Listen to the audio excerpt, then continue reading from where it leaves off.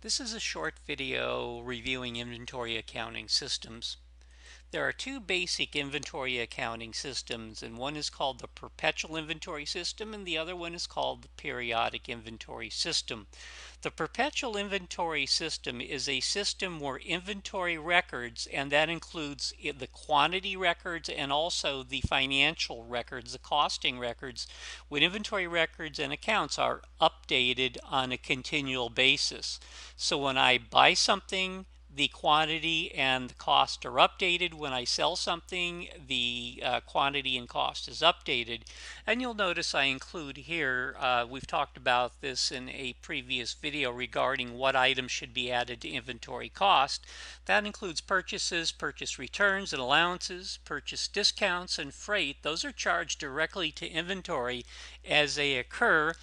And inventory and cost of sales, including the quantities, are also recorded as they occur.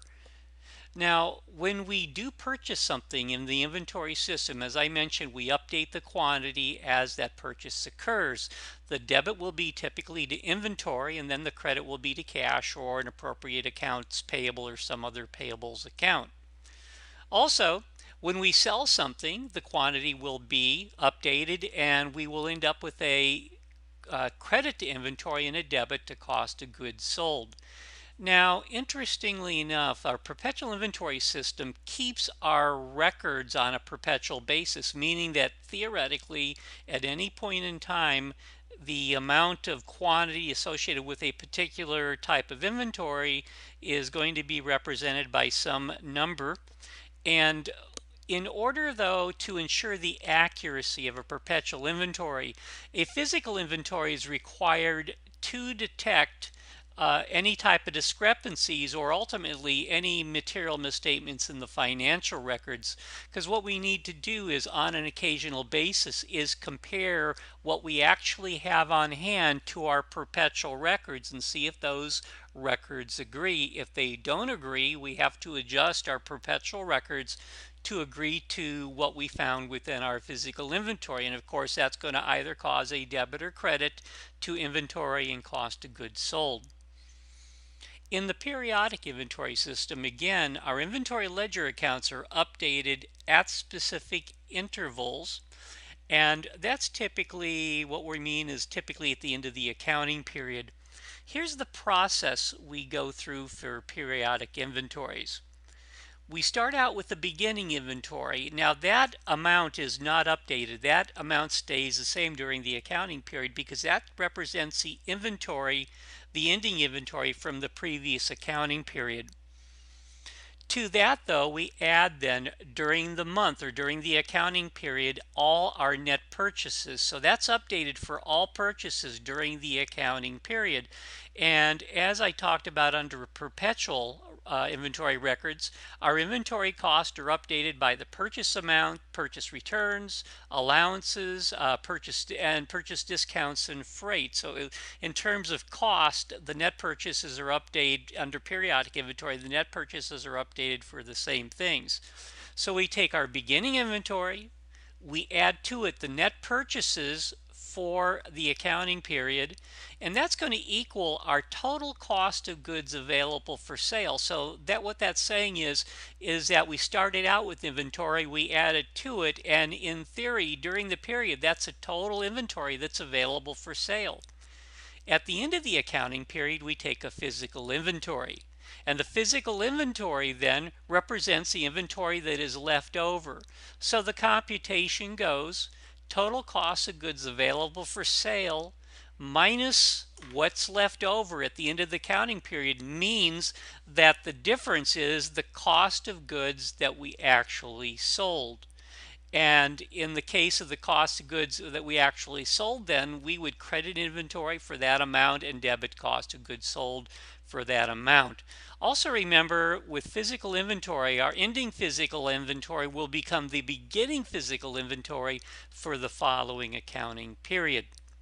So now let's go through two questions regarding inventory accounting systems. Question number one. In a periodic inventory system that uses a weighted average cost flow method, the beginning inventory is and we're given four different choices. go ahead and stop your video.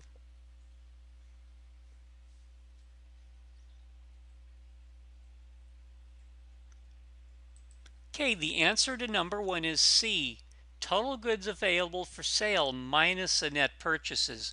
Okay, now basically we follow the periodic inventory formula no matter what the cost flow method is using. So as far as this question is concerned, the weighted average cost flow doesn't really matter. It's the fact we're using a periodic inventory system. If we go back and take a look at the formula from the previous slide, it's our beginning inventory plus our net purchases equals the total cost of goods available for sale. And if we take a look at the different choices, what we do find is if we just use a little algebra and switch the signs around a little, if we start off with our total cost of goods available for sale and we subtract out our net purchases, we end up with our beginning inventory, which is what the question was about. What would the beginning inventory is equal to? So that's the answer to question number 1. Let's move on to question number 2, and it's asking which one of the following statements is not true regarding perpetual inventory records. Again, stop your video.